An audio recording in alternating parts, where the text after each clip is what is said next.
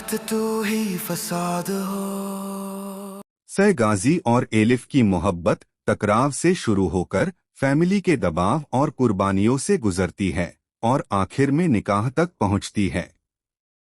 लेकिन निकाह की रात एक अनजान शख्स एलिफ को एक चिट्ठी थमाकर गायब हो जाता है, जिसमें लिखा होता है कि उसकी असली मां कोई और है और वो जिंदा है।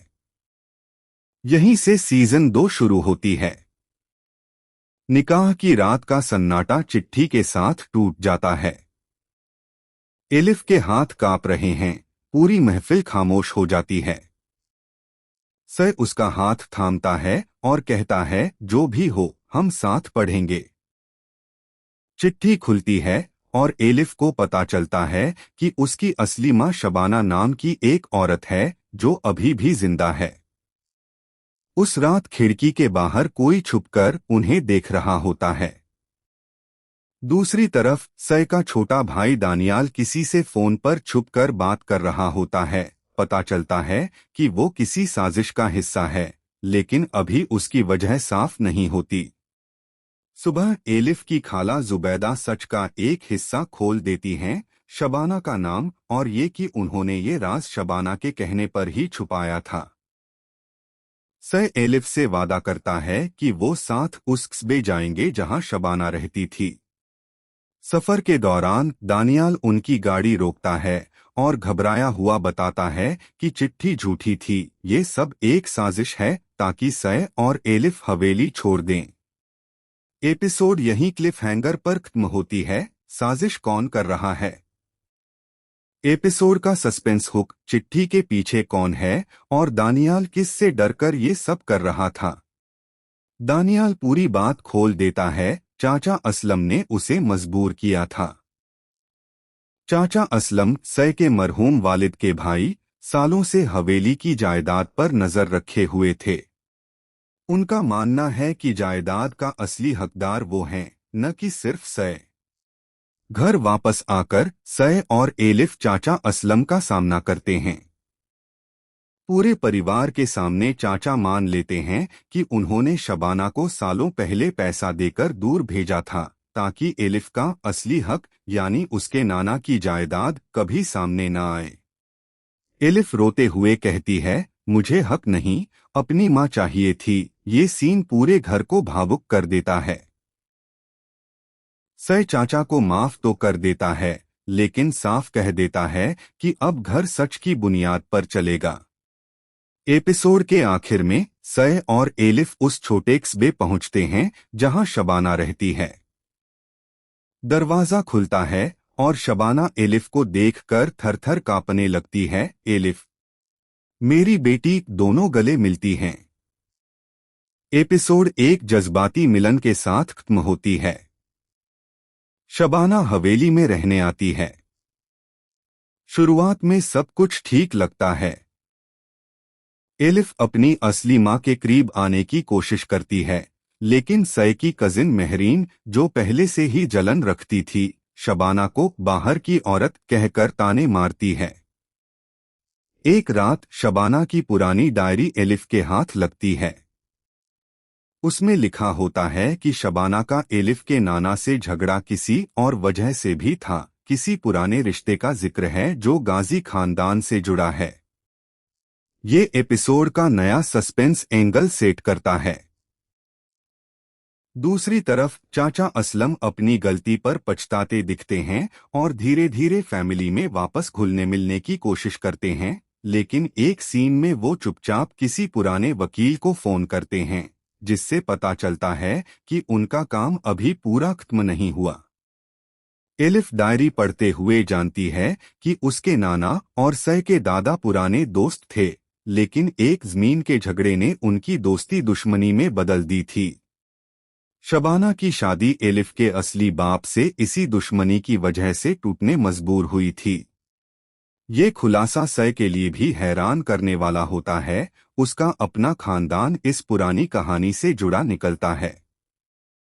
सय और एलिफ तय करते हैं कि वो दोनों खानदानों के बीच का ये पुराना ज़ख्म भरेंगे, न कि और बड़ा करेंगे।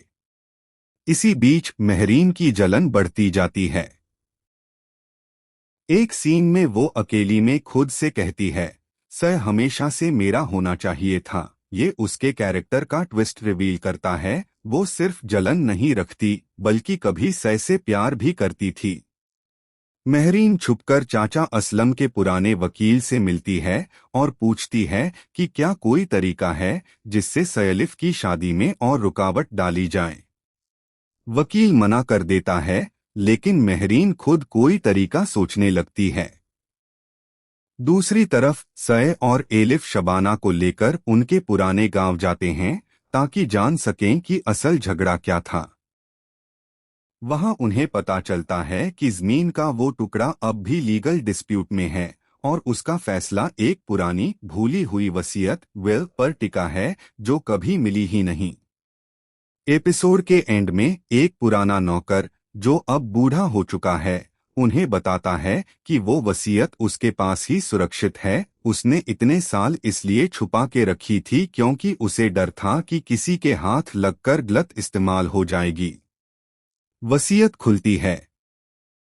उसमें लिखा होता है कि दोनों खानदानों की जमीन बराबर बांट दी जाए और एक शर्त ये भी होती है कि अगर दोनों खानदान आपस में रिश्ता जोड़े, जैसे अब सैलिफ का हुआ है, तो पूरी जमीन उनकी अगली पीढ़ी के नाम हो जाएगी।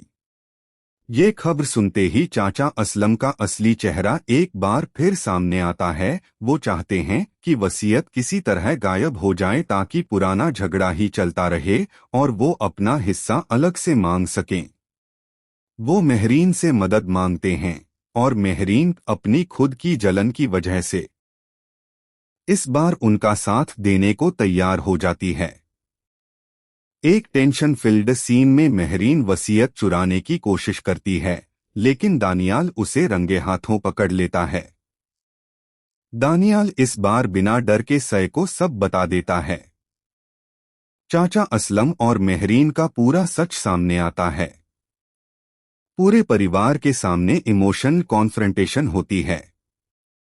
महरीन रोते हुए माफी मांगती है और कहती है कि उसने ये सब सिर्फ इसलिए किया क्योंकि वो कभी खुद को अकेला महसूस करती थी और सय के प्यार में अपनी जगह ढूंढती थी।